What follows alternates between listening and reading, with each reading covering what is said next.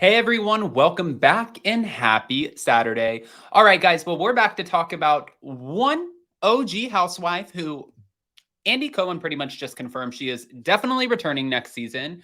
We're also back to talk about one said divorce that just got called off. I don't know what the hell is happening. I'm starting to question this Kim and Kroy divorce a little bit, wondering if it was a publicity stunt just to get back onto the show. Now, I know we're going to sit here and we'll conspiracize, we'll come up with our own theories. Let's get to the article. Let's talk about this for a second, and then I want all the comments. Now, before we jump in, you know how this works. Do all the YouTube things, smash that like button, show some love. Let's get into the mess. It's time for all your binge-worthy pop culture news. Welcome to Up and Adam. All right. This divorce, which is not even a divorce.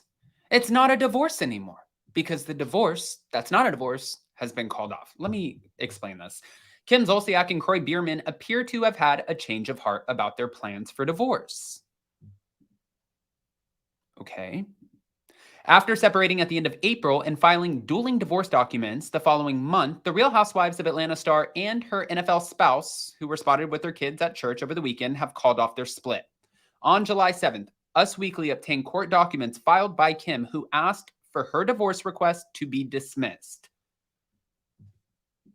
How do you go from, this man cannot be around my children, I feel like he is smoking the marijuana, I want his hair follicles tested, and then over here you got him, who's like, his claims are like wild, and he's like, I don't trust her around my kids, and here is a list to the court as to why I should have custody. She takes selfies when she drives, and I think that there's something mentally not all there. I want a full psychiatric evaluation, and she has an online gambling problem.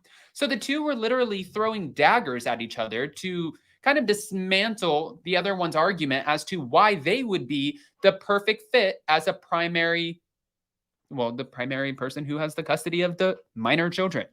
That's how a divorce works. But I just feel like, how do you go from that to, you know what, we're calling it off? And then before we get back into the article, of course, now everyone else is saying, okay, so this makes sense. Let's break this down. You guys were getting hit with all of these liens. You guys almost lost your house. You guys are no longer on Don't Be Tardy. Your car, well, that note has to get paid. Add a few other lawsuits on top of that, and it looks like, hey, we need to make some money. We need to make some money, so we need to make ourselves interesting. How do we get to be back? What makes us interesting? A divorce. Duh. This is how they were going to get their money. But now, are we even more interested? Are Bravo executives more interested in the relationship because they think that this house could be crumbling, so it would be good for the show? As fans of Kim and Kroy well know, the couple shares 4 children, including Kroy, KJ Jr., Cash, and twins Kaya and Kane. And after filing for divorce, they embarked on what appeared to be the making of a terribly messy custody battle, plagued with requests for investigations into Kim's parenting and claims of Kroy using drugs. In fact, Kroy requested the temporary and permanent sole legal and sole physical custody of their kids and asked that the court, he wanted the court to kick her out of the mansion that was about to get foreclosed on. He wants her out.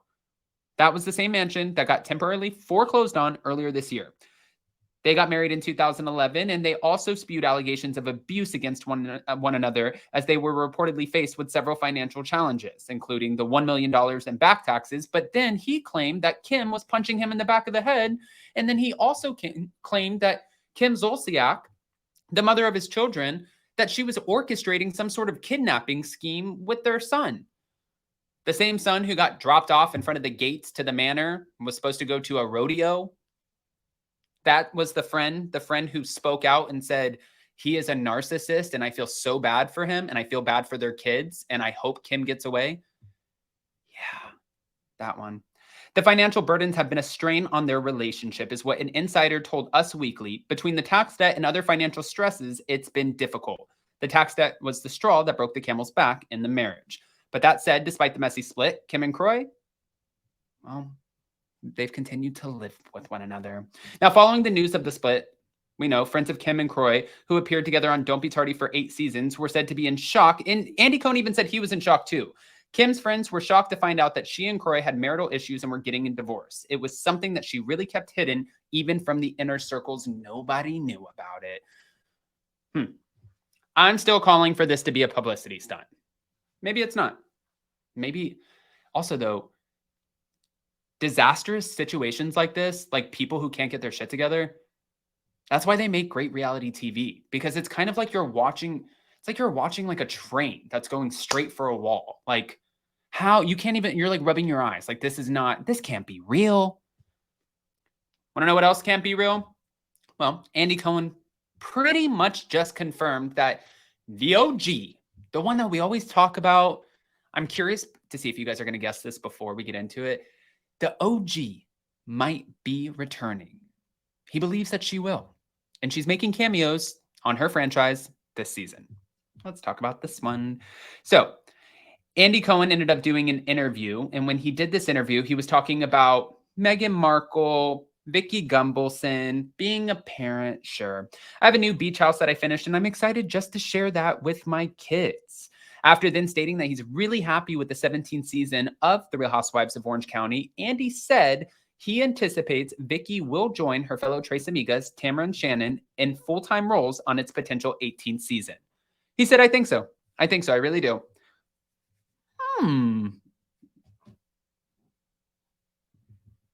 I saw this one coming too. Did you guys see the live show for the Tres Amigas? The one where it was the Tres Amigas. It was Shannon, Tamra, and Vicky. Alex Baskin, who was an executive, or still is an executive producer, he was in the audience, and they kept on making it a point because Bravo Breaking News, who is Kim, she runs this incredible Instagram page, and she has a YouTube channel. Go check her out. But she ended up going there, and she watched the show, and she said it kind of came off like they were playing to the audience, knowing that there were specific producers and executives in the audience, playing to the fact that they want Vicky back. We need Vicky back on the show. So they had a message to get out. They had the people in the audience. Based off of what Andy Cohen's saying, it looks like they got their message across. And Vicky Gunvalson, she'll be returning. She'll be returning for season 18. It's a matter of time. But guys, I don't want to just give you this information and not ask your opinions, especially about this non-divorce divorce. I want to know, are you leaning into the fact that you think it could be a publicity stunt? Or do you think, no, they wouldn't do that for a publicity stunt and try to get themselves back on the show? Nobody files a divorce for a 6-figure salary in order to pay off some debts. Who does that? Comment below. Let us know what you think. And by the way, we will be back next week with our members only, our morning meeting, and we'll be back on Monday for Hot Messy Topics. Love you guys. Have a great weekend, and we'll see you next time.